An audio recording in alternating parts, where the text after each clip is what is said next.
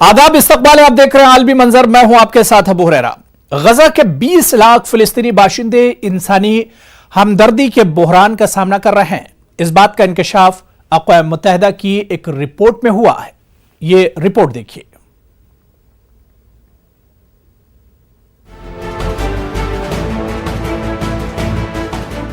अक़वाम मुत्तहिदा ने अपनी रिपोर्ट में बताया है कि मकबूजा फिलिस्तीन के इलाकों में 20 लाख से ज्यादा फिलिस्तीनी इंसानी हमदर्दी के बहरान का सामना कर रहे हैं।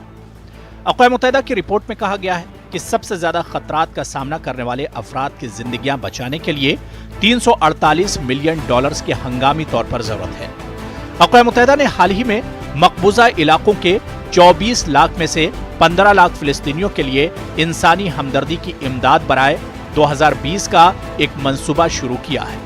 अक़वाम मुत्तहिदा का कहना है कि गजा के बेशतर रिहायशी ऐसे हैं जिनकी हालत बहुत खराब है। मकबूजा फिलिस्तीनी इलाके के लिए इंसानी हमदर्दी के राब्ताकार जेमी मैकगोल्ड्रिक कहते हैं कि गजा के तकरीबन निस्फ आबादी बेरोजगार है। इस तादाद में 30 साल से कम उम्र के हर 10 में से 7 नौजवान ऐसे हैं जिनके पास कोई रोजगार नहीं है। इनका कहना है कि इनमें 4 लाख से ज्यादा यूनिवर्सिटी के ग्रेजुएट्स हैं जो कोई मुलाजमत तलाश नहीं कर सकते।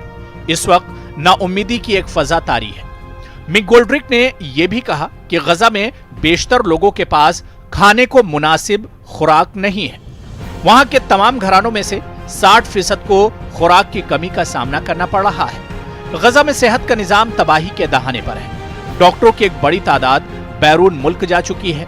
अद्वियात, तिब्बी सामान और आलात की तरसील कम हो चुकी है।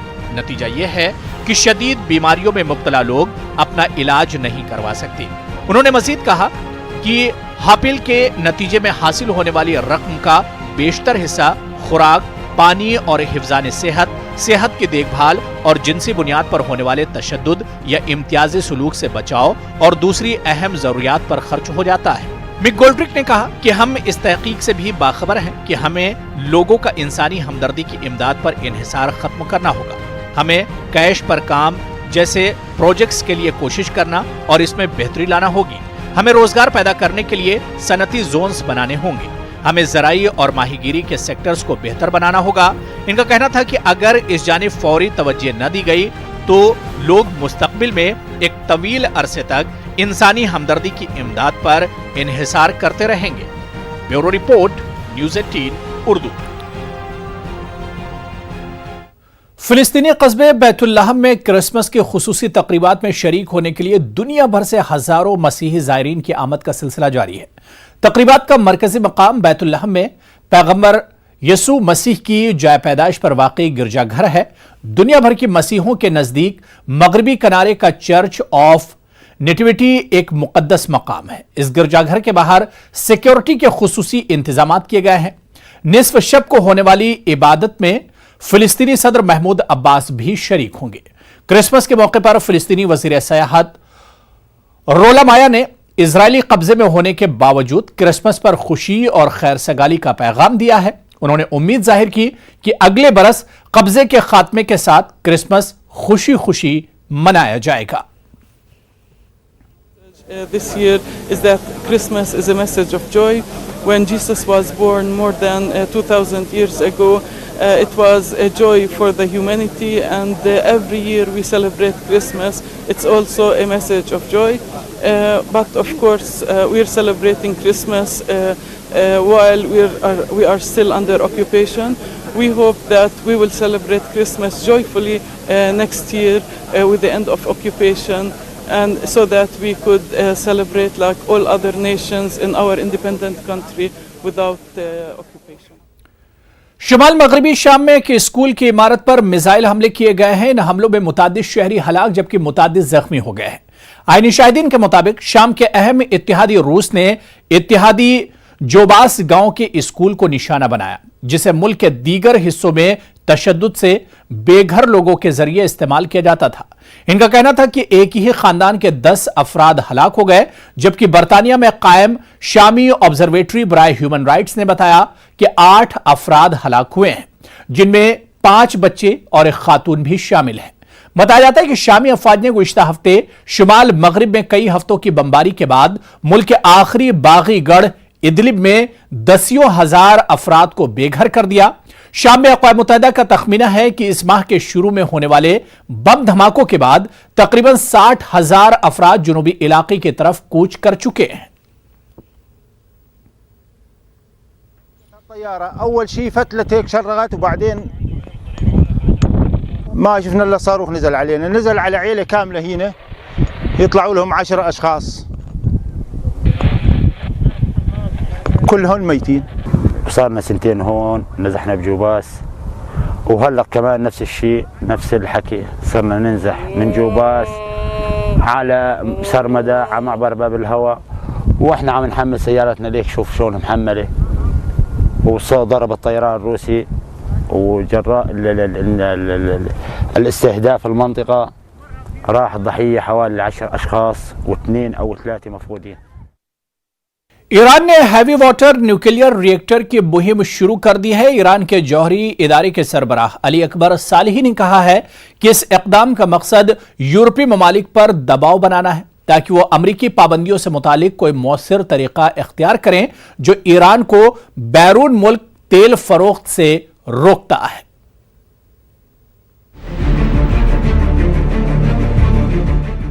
ईरान के जौहरी तवानाई एजेंसी के सरबराह अली अकबर सालेही ने बताया कि ईरान ने पीर के रोज भारी पानी के जौहरी रिएक्टर से मुतालिक नई कार्रवाइयां शुरू कर दी हैं। इस इक़दाम का मकसद यूरोप पर दबाव बनाना है ताकि वो अमरीकी पाबंदियों के आसपास एक मौसर तरीका तलाश करें जो ईरान की बैरून मुल्क तेल की फरोख्त को रोकता है।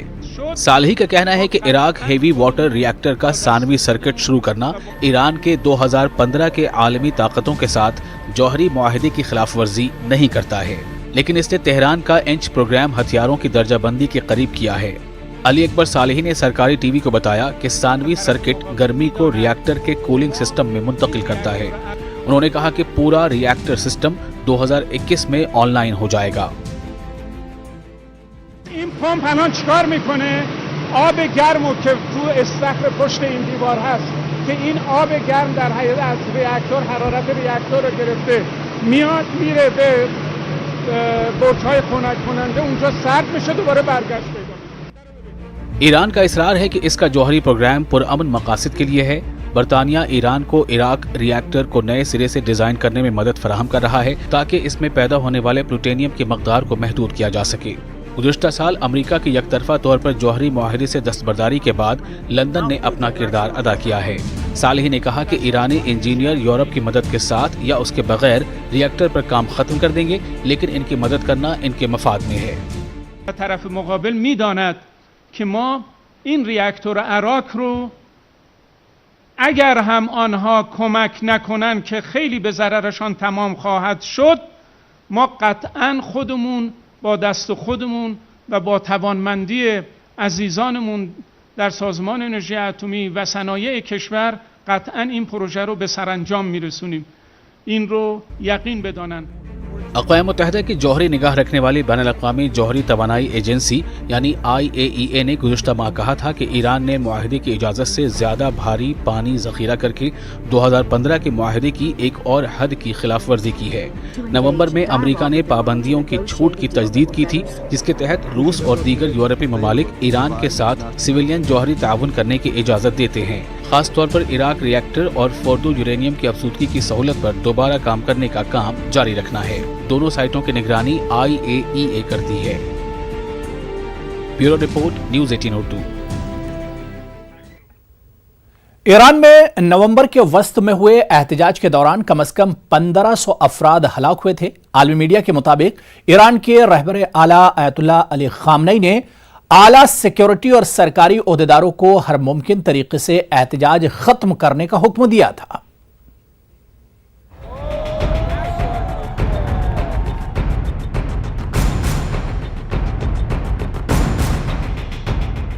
ईरान में 15 नवंबर को पेट्रोल की कीमतों में इजाफे के खिलाफ ईरान के मुख्तलिफ शहरों में शुरू हुए हुकूमत मुखालिफ एहतजाज में तकरीबन 1500 अफराद हलाक हुए थे। ये दावा आलमी खबर रसा इदारे की एक रिपोर्ट से हुआ है। ईरान की हुकूमत ने इंकशाफ किया कि गुज़िश्ता माह हुए अवामी मुजाहिरों में 1500 तक मुजाहिरीन हलाक हुए। رائٹرز کی ایک رپورٹ کے مطابق ایران کے سپریم لیڈر آیت اللہ علی خامنئی نے شدید عوامی احتجاج کو دیکھتے ہوئے یہاں تک کہہ دیا تھا کہ اسلامی جمہوریہ خطرے میں ہے، اس کو روکنے کے لیے کچھ بھی کرو۔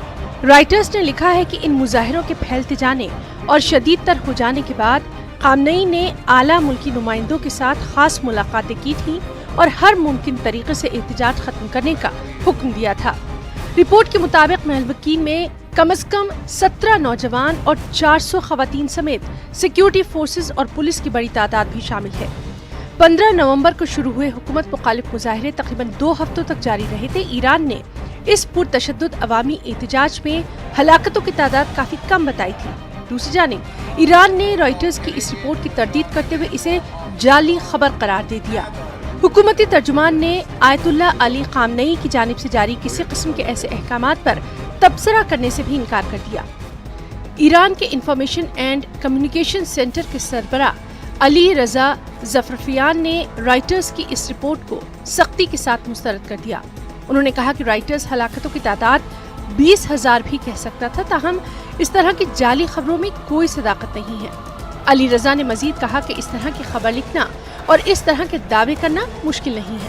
ایک پہلے سے طے شدہ نفسیاتی آپریشن کی بنیاد پر ایسے بہت سے دعووں کو اکٹھا کیا جا سکتا ہے۔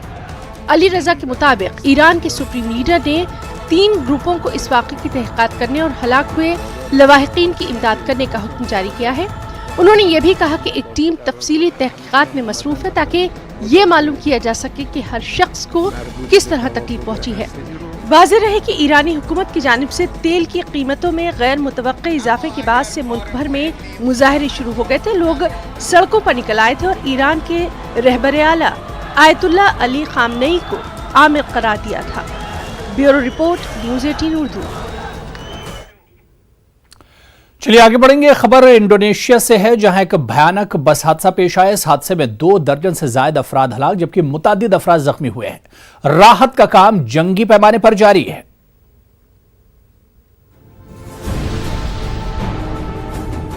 انڈونیشیا کے جزیرے سماٹرا میں ایک مسافر بس کے گہری کھائی میں گرنے سے 2 درجن سے زائد افراد ہلاک ہو گئے ہیں۔ پولیس کے مطابق یہ حادثہ جنوبی سماٹرا صوبے میں پیر کو رات دیر گئے اس وقت پیش آیا جب بس ایک گہری کھائی میں گرنے کے بعد ندی میں ڈوب گئی۔ پولیس حکام کے مطابق مسافر بس کھائی میں گرنے سے پہلے سڑک پر رکاوٹ کے لیے رکھے گئے کنکریٹ کے ایک بیریئر سے ٹکرائی تھی۔ بس 150 میٹر گہری کھائی میں گرنے کے بعد ندی میں ڈوب گئی۔ ہلاکتوں میں اضافے کا اندیشہ ظاہر کیا جا رہا ہے۔ مہلوکین میں بس ڈرائیور اور 2 معاونین بھی شامل ہیں۔ امدادی سرگرمیاں جاری ہیں۔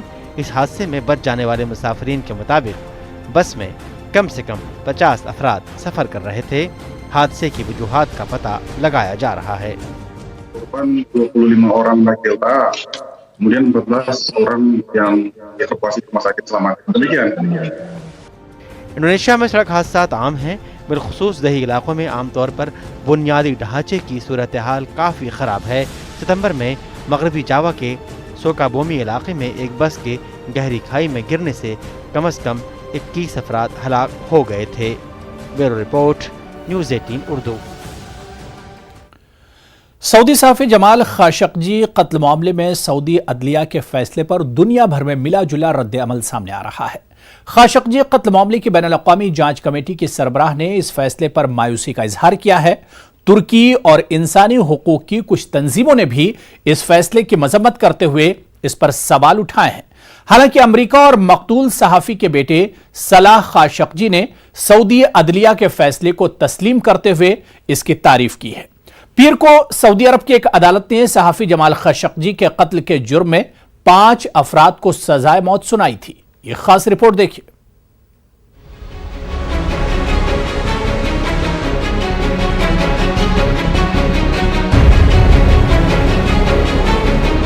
جمال خاشقجی کے قتل کی تحقیق کار اقوام متحدہ عہدیدار کا کہنا ہے کہ سعودی صحافی کے ساتھ انصاف نہیں کیا گیا ہے۔ فیصلے سے متعلق اگنیس کالمارڈ نے ایسوسیٹ پریس کو بتایا کہ یہ خبر مایوس کن ہے، لیکن انہوں نے اسے پیش قیاسی نتیجہ قرار دیا۔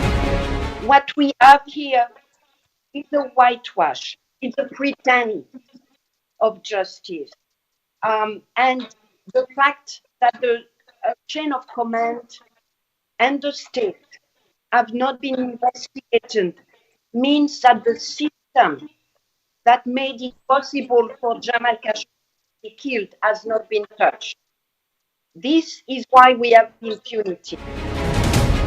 मकतूल सहाफ़ी जमाल खाशोगी के कत्ल मामले में सऊदी अदलिया के फैसले पर तुर्की और इंसानी हुकूक की कई तंजीमों ने भी सवाल उठाए।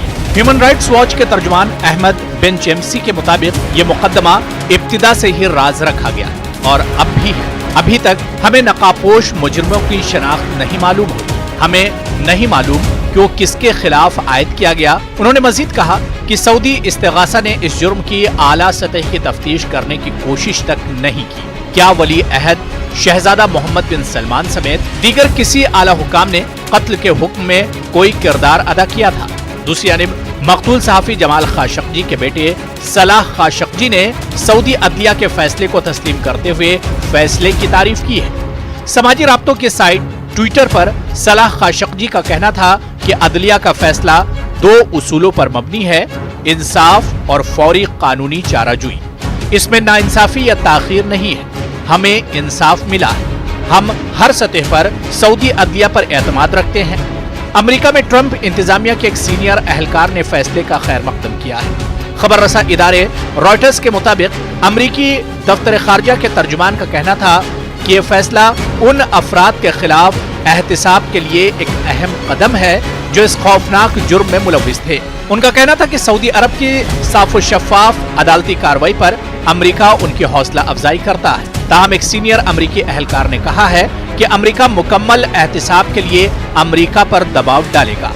अमेरिकी इंटेलिजेंस के जराये के मुताबिक अमेरिका के कानून नाफिज करने वाले इदारों ने सऊदी अदालती कार्रवाई को मुस्तरद किया है। इनके मुताबिक CIA के माहिरीन अब भी यही सोचते हैं कि सऊदी वली अहद मोहम्मद बिन सलमान ने जमाल खाशोगी के कत्ल का हुक्म दिया या इसकी मंजूरी दी थी। रॉयटर्स के जराये का कहना है कि जिन 5 अफराद को सजाए मौत दी गई है वो इस कत्ल में महज सिपाही थे, जबकि जिन 2 अहलकारों को बरी किया गया है उनका ज्यादा अहम किरदार था। सऊदी इस्तिगासा का कहना है कि इस बात का कोई सबूत नहीं कि इनमें से एक सीनियर अहलकार सऊदुल कहतानी कत्ल में मुलविस थे। दूसरी तरफ अदालत ने इंटेलिजेंस के साबिक नायब सरबराह अहमद अल असीरी के खिलाफ इल्जामात को भी मुस्तरद कर दिया है। सऊदुल कहतानी पर फर्द जुर्म आयद नहीं की गई थी, जबकि अदालत में अहमद अल असीरी के खिलाफ इल्जामात को मुस्तरद कर दिया गया था। सरकारी वकील के मुताबिक ये वाकया बगैर इजाजत किए गए एक ऑपरेशन के नतीजे में पेश आया था और इस कत्ल के इल्जाम में 11 अफराद के खिलाफ मुकदमा चलाया गया था, जिनके नाम जाहिर नहीं किए गए थे। Bureau report, news 18 Urdu. चीन, जापान और जनूबी कोरिया के लीडरों की मंगल को चीन के शहर चेंगडू में मीटिंग मुनक्किद हुई। इस मीटिंग में जज़ीरानुमा कोरिया के बहरान पर तवज्जो मरकूज की गई। इजलास में जापान के वज़ीर-ए-आज़म शिंजो आबे, जनूबी कोरिया के सदर मून जे इन और मेजबान वज़ीर-ए-आज़म ली कीचियांग ने इत्तेफाक किया कि शुमाली कोरिया का जौहरी और मिसाइल प्रोग्रामों से दस्तबरदार होना जरूरी है। चीनी वज़ीर-ए-आज़म ने सहमुल्की मीटिंग के बाद प्रेस कॉन्फ्रेंस में वाज़ेह किया कि तीनों ममालिक कोरियाई तनाज़े के बारे में मुज़ाकराती अमल जारी रखने पर मुत्तफ़िक़ हैं। तीनों ममालिक ने आपसी तिजारत को फ़रोग़ देने पर भी गौर व खौज़ किया। इसके साथ साथ माहौलियात और दीगर शोबों में बाहिमी ताउन समेत अवामी राब्तों पर भी जोर दिया था।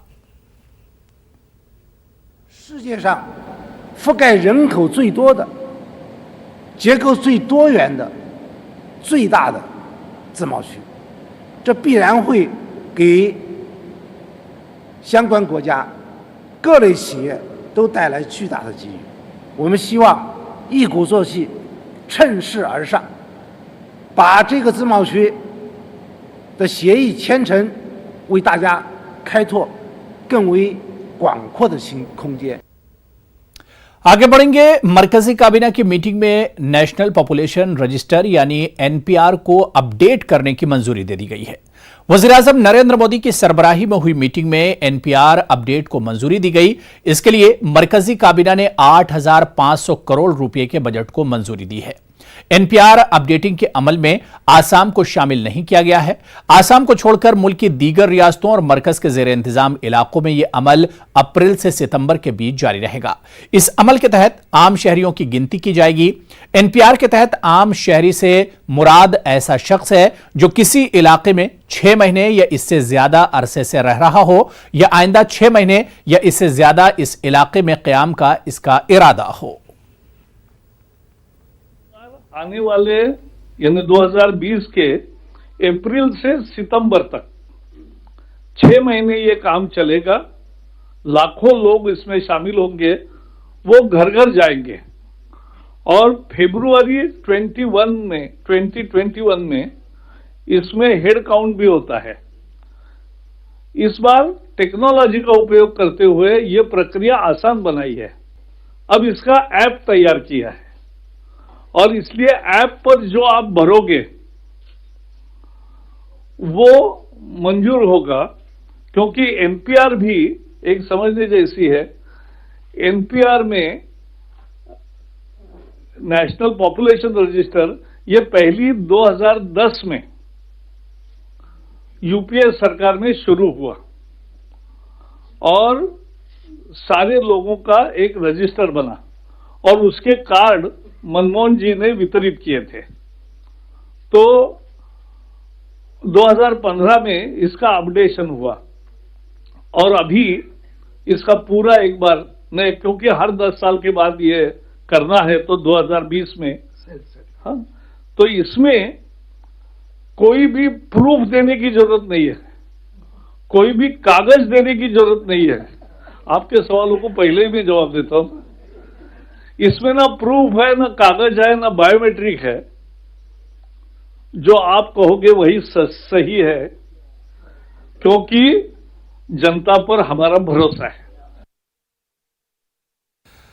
और उधर शहरियत तरमीमी कानून की मुखालिफत में जारी एहतजाज के बीच मरकजी हुकूमत एनपीआर पर कोई जोखम उठाना नहीं चाहती। यही वजह है कि आज अमित शाह ने न्यूज एजेंसी एएनआई को इंटरव्यू दिया, जिसमें उन्होंने एनपीआर पर खुलकर वजाहत दी और मुसलमानों समेत दीगर लोगों से सियासी पार्टियों के बहकावे में न आने की अपील की। अनाउंसमेंट हुआ एनपीआर को लेके, इसमें और एनआरसी में क्या फर्क है? क्योंकि ऑलरेडी लोग कहने लगे हैं कि ये बीजेपी सरकार के बैकडोर एंट्री के थ्रू एनआरसी ला रही है। देखिए, दोनों में मूलभूत अंतर है। एनपीआर जो है वो जनसंख्या का रजिस्टर है, जो पॉपुलेशन रजिस्टर है। देश में जो भी रहते हैं उनके नाम रजिस्टर्ड किए जाते हैं, जिसके आधार पर देश की अलग अलग योजनाओं का आकार बनता है। और एनआरसी है, नेशनल रजिस्टर ऑफ सिटीजन्स। इसमें से हर व्यक्ति से प्रूफ मांगे जाते हैं कि आप बताइए कि भाई आप किस आधार पर इस देश के नागरिक हो। ये दोनों प्रक्रिया का कोई लेन देन नहीं है, न दोनों प्रक्रिया का एक दूसरे के सर्वे में उपयोग हो सकता है। अगर कौन से ऐसे सवाल हैं एनपीआर में जो इस बार नए हैं, पिछली प्रक्रिया में नहीं थे और इस प्रक्रिया में जोड़े जाए? देखिए, एक दो चीजें नई हैं, जिसमें घर में कितने, घर का एरिया क्या है, घर में पशु कितने हैं, इस प्रकार की कुछ चीजें नई है, जिसके आधार पर राष्ट्र की सारी योजनाओं का एक खाका बनता है। मैं आपको बताता हूं, इस प्रकार के सर्वे न हुए होते तो हम आज देश में हर गरीब के घर में गैस नहीं पहुंचा सकते। जो लोग इसके लिए अपप्रचार कर रहे हैं वो गरीबों का और विशेषकर माइनॉरिटी का नुकसान कर रहे हैं, क्योंकि ये प्रक्रिया से जो कटेंगे उनके लिए ये योजनाओं में कैसे जगह बनेगी, इसका अंदाज कैसे लगेगा। पर आपने माइनॉरिटीज का जिक्र किया, इसलिए मैं माइनॉरिटी लीडर ओवैसी के बारे में उन्होंने खुद कहा है कि ये एनआरसी का दूसरा नाम है, बस एक दूसरे नाम से एनआरसी लाया जा रहा है। देखिए, ओवैसी साहब अगर हम कहेंगे सूर्य पूरब में उदित होता है तो वो कहेंगे नहीं नहीं भाई पश्चिम में होता है। ये उनका स्टैंड होता है, मुझे तो इससे कोई आश्चर्य नहीं। फिर भी मैं ओवैसी साहब को भी आश्वस्त करना चाहता हूं देश के गृह मंत्री के नाते कि इसका एनआरसी की प्रक्रिया से कोई लेन देन नहीं है। ये बहुत अलग प्रकार की प्रक्रिया है। तो सर जब